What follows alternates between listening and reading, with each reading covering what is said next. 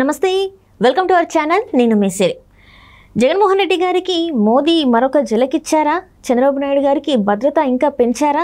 So ఈ అంశాన్ని మనకి వివరించడానికి మనతో పాటు ఉన్నారు ప్రముఖ రాజకీయ విశ్లేషకులు కిలారు నాగార్జున గారు. నమస్కారం సార్. నమస్తే సార్. ఇప్పుడు చూస్తున్నట్టయితే చంద్రబాబు నాయుడు గారికి సెక్యూరిటీ భద్రత పెంచడం జరిగింది. ఇది జగన్మోహన్ రెడ్డి గారికి జలకే అంటారా? అంటే మోదీ గారు ఫస్ట్ నుంచి చూస్తే జగన్మోహన్ రెడ్డి గారికి కొంచెం సపోర్ట్గా అని చెప్పేసి మనం చూసాం గత 5 సంవత్సరాలు. కానీ కూటమిగా ఏర్పడిన తర్వాత మన జగన్మోహన్ రెడ్డి గారికి మోదీకి కటిఫైందని అనుకోవాలి. అసలు ఎట్లా సార్, ఎలా చూడాలంటారు?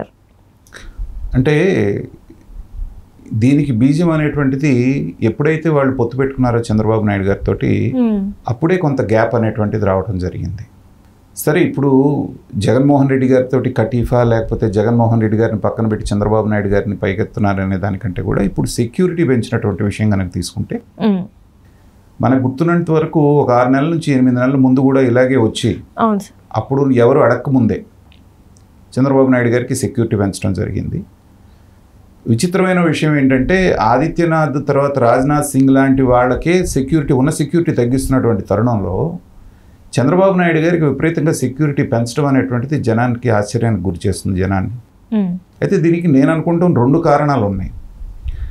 ఒకటి, కేంద్ర ఇంటెలిజెన్స్ అనేటువంటిది ఒకటి ఉంది. ఎలక్షన్ జరిగిన తర్వాత రాష్ట్రంలో జరుగుతున్నటువంటి పరిణామాలు, దాడులు, ప్రతిదాడులు, లా అండ్ ఆర్డర్ సిచ్యువేషన్ గత 3 రోజులుగా ఎలా ఉందో మనం చూసాం. దాని విషయంగా సెంట్రల్ ఎలక్షన్ కమిషను సిఎస్ని, చీఫ్ సెక్రటరీని, డీజీపీని కూడా పిలిచి ఇవాళ ఎంక్వైరీ చేస్తున్నారు. అలాంటి సందర్భంలో చంద్రబాబు నాయుడు గారి మీద ఏదైనా అటాక్ లాంటిది ప్లాన్ చేస్తున్నారని ఏమన్నా వాళ్ళకి సమాచారం అందిందా, అందటం మూలాన ఇలాంటి చర్య తీసుకున్నారా అనేటువంటిది ఒక పార్ట్. రెండవది, సరే ఇష్టం ఉండి పెట్టుకున్నారా చంద్రబాబు నాయుడు గారితో, ఇష్టం లేకుండా పొత్తు పెట్టుకున్నారా అనేటువంటిది పక్కన పెడితే ఎలక్షన్ తర్వాత జరిగింది. ఎలక్షన్ ముందు మోడీ గారు, అమిత్ షా గారు వచ్చినటువంటి సభలు మనం చూసాం. అక్కడ చంద్రబాబు నాయుడు గారికి ఇవ్వాల్సిన గౌరవం ఇస్తూ ఆయన గురించి గొప్పగానే మాట్లాడారు వాళ్ళిద్దరు. అంతేకాకుండా ఎలక్షన్ అయిన మరుసటి రోజే వారణాసిలో మన మోడీ గారు నామినేషన్ వేసే రోజున ప్రత్యేకంగా పవన్ కళ్యాణ్ని చంద్రబాబు నాయుడు గారిని తీసుకువెళ్ళటమే కాకుండా కూర్చున్నటువంటి పద్ధతిలో కూడా మోడీ గారు పక్కన రాజ్నాథ్ సింగ్ గారు పక్కన చంద్రబాబు నాయుడు గారికి అవతల పక్కన ఉత్తరప్రదేశ్ ముఖ్యమంత్రి అయినటువంటి యోగి ఆదిత్యనాథ్ గారు ఈ వరుసలో కూర్చున్నారు. అంటే ఏంటంటే సముచితమైనటువంటి గౌరవాన్ని చంద్రబాబు నాయుడు గారికి మోడీ ప్రభుత్వం ఇస్తుందనటానికి అదొక ఉదాహరణ. ఇది ఎందుకు జరుగుతుంది అంటే సడన్గా చంద్రబాబు నాయుడు గారి మీద ఇంత ప్రేమ ఎందుకు పుట్టుకొస్తుంది అంటానికి కూడా ఒక కారణం ఉంది. ఏంటంటే వీళ్ళు 400 పైచిలకు మనం ఎన్డీఏ తోటి సాధించాలి, సొంతగానే 370 సీట్లు బీజేపీకి రావాలని ఒక లక్ష్యంతో వెళ్తున్నారు ఈ ఎలక్షన్స్లో. కానీ ఎలక్షన్ ఒక్కొక్క ఫేజ్ జరిగే కొద్దీ అది ఇంపాసిబుల్ అన్నటువంటి సంకేతాలు అందుతున్నాయి. 220, 230 దగ్గరే ఆగిపోయేటువంటి అవకాశం ఉందనేటువంటి విశ్లేషణలు కూడా వస్తున్నాయి. అలాంటి టైంలో చంద్రబాబు నాయుడు లాంటి అనుభవం ఉన్నటువంటి వ్యక్తి, దేశవ్యాప్తంగా అందరు రాజకీయ నాయకులతో మంచి కాంటాక్ట్స్ ఉన్నటువంటి వ్యక్తి, ఎలాంటి వాళ్ళైనా సరే తన యొక్క చాకచక్యంతో తనకున్న అనుభవంతో కన్విన్స్ చేయగలిగినటువంటి వ్యక్తి మోడీ గారి పక్కన ఉండటం అనేటువంటిది ఆయనకి చాలా అవసరం. ఎందుకంటే మోడీ గారు లేకపోతే అమిత్ షాను వెళ్ళి డైరెక్ట్గా చేయలేరు. అలాంటప్పుడు వాళ్ళ తరపున రాజకీయం చేయటానికి, జనాన్ని కన్విన్స్ చేసి పట్టుకురావడానికి ఒకళ్ళు కావాలి. ఆ విషయంలో గతంలో కూడా ఎన్డీఏకి విశ్వాసమైనటువంటి భాగస్వామిగా తెలుగుదేశం, చంద్రబాబు నాయుడు గారు ఉన్నారు. వాజ్పేయి గారి టైంలో చూసాం ఎలా నిలబెట్టారు. 5 సంవత్సరాల పాటు ఏ రకమైనటువంటి బెదిరింపులు లేకుండా వాజ్పేయి గారికి ఎలాంటి మద్దతు ఇచ్చారనేది మనం చూసాం. సో అలాంటి సందర్భంలో ముందు జాగ్రత్తగా చంద్రబాబు నాయుడు గారిని జాగ్రత్తగా చూసుకుంటున్నాం అనేటువంటి ఒక ఫీలర్ పంపించడానికైనా ఇలాంటి గెస్చర్, ఇలాంటి సెక్యూరిటీని పెంచడం జరిగి ఉంటుంది. ఈ 2 కారణాల మూలన. లేకపోతే ఏంటంటే ఇంకా ఆయన అధికారంలోకి రాలేదు, ఇంకా ముఖ్యమంత్రి కాలేదు. కాకముందే 12+12 అనేటప్పటికి ఏంటంటే చాలా భారీ భద్రత అది మీకు ఒక రాజకీయ నాయకుడికి, అది కూడా ఒక ప్రాంతీయ పార్టీ నాయకుడికి.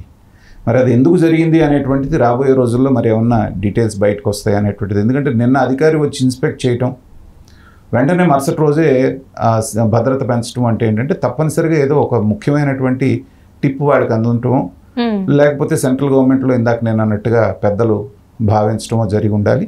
అదేంటనేటువంటిది మనం వేచి చూస్తే డీటెయిల్స్ బయట. అంటే గతంలో చూసినట్టయితే ఒకసారి జగన్మోహన్ రెడ్డి గారు అందరి సెక్యూరిటీ తగ్గించడం చూసాం మనం.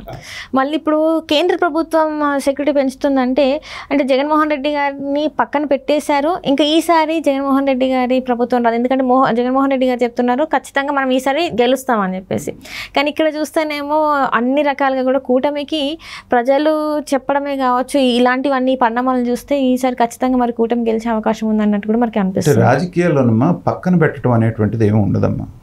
అవసరాన్ని బట్టి అవసరార్థం రేపొద్దున జగన్మోహన్ రెడ్డి గారికి ఒక 7 సీట్లు 8 సీట్లు వచ్చినాయి అనుకోండి, ఏది కూటమికి బాగా వచ్చి ఇక్కడ కూటమి గెలిచి చంద్రబాబు నాయుడు గారు సీఎం అయినప్పటికీ కూటమికి అంతా కలిపి ఒక 15 నుంచి 17 సీట్లు వచ్చినాయి అనుకోండి. వచ్చినాక కూడా ఒక 7వ 8వ సీట్లు జగన్ గారికి వచ్చినాయి. అక్కడ 200 250 దగ్గర ఆగిపోయింది అనుకోండి.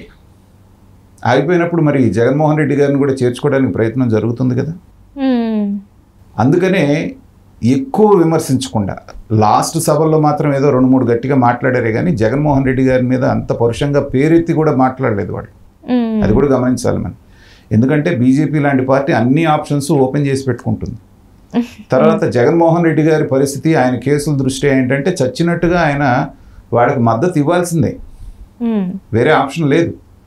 రేపొద్దున ఒకవేళ ఈయన అవసరం పడ్డదంటే ఏం చెప్తారంటే భారతదేశం ఇంట్రెస్ట్ కోసం నేను వీళ్ళకి సపోర్ట్ చేస్తున్నాను అనేటువంటి ఒక స్టేట్మెంట్ ఇచ్చి వాళ్ళల్లో చేరినా కూడా మనం ఆశ్చర్యపోవాల్సిన పని లేదు. అంటే ఇక్కడ ఎవరైనా ఒకటే అంటారా బీజేపీ ప్రభుత్వానికి, అంటే మోదీ గారికి ఇవాళ చంద్రబాబు నాయుడు గారి వేవ్ ఉంది, చంద్రబాబు నాయుడు గారి పవన్ కళ్యాణ్ కాంబినేషన్ గెలవబోతుంది అనేటువంటి ఉద్దేశం వాడికి రిపోర్ట్స్ ఉన్నాయి కాబట్టి వచ్చి వీళ్ళతో కలిశారు.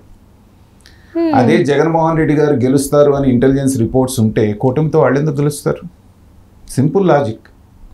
వాళ్ళకి ఇవాళ ప్రతి సీటు అనేటువంటిది ఇంపార్టెంట్ అయినప్పుడు ఇక్కడ తేడా కొడుతుంది, జగన్మోహన్ రెడ్డి గారికి అధికారం కోల్పోతున్నారు అనేటువంటి రిపోర్ట్స్ ఉండటం మూలానే చూశారు కదా లాస్ట్ మినిట్ వరకు వాళ్ళు తేల్చలా. పవన్ కళ్యాణ్ చంద్రబాబు నాయుడు తొందరగానే పొత్తు పెట్టుకున్నారు. బీజేపీ వాళ్ళు ఇవాళ వస్తారు, రేపు వస్తారు, ఎల్లుండి వస్తారని దాదాపు ఒక 4 రోజులు తీసుకున్నారు. ఎందుకంటే వాళ్ళ క్యాలిక్యులేషన్స్ అన్నీ వేసుకొని ఎవరితో వెళ్తే, ఎందుకంటే జగన్మోహన్ రెడ్డి గారు డైరెక్ట్గా ఆయనకి చేరేటువంటి అవకాశం లేదు ఎన్డీఏలో. ఎందుకంటే ఆయన బేస్ అంతా కూడా మైనారిటీసు, వీళ్ళందరూ క్రిస్టియన్స్. సో అందుకని ఏంటంటే డైరెక్ట్గా వెళ్ళలేడు ఆయన. ఆ ఉద్దేశంతో ఏంటంటే డైరెక్ట్గా వచ్చి వాళ్ళతో జాయిన్ అవ్వడానికి అవకాశం ఉన్న ఏకైక పార్టీ ఏదన్నా ఉందంటే పవన్ కళ్యాణ్ గారు, చంద్రబాబు నాయుడు గారు కూటమి.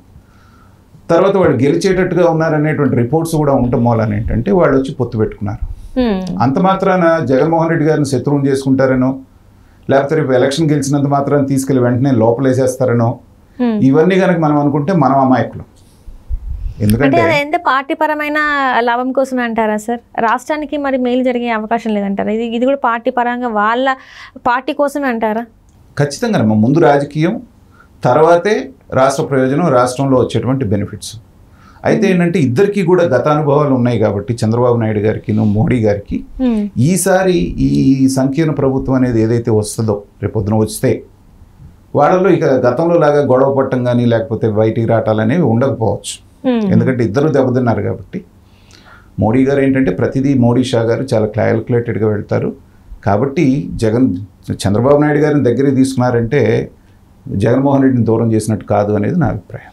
Right sir, right. Thank you so much.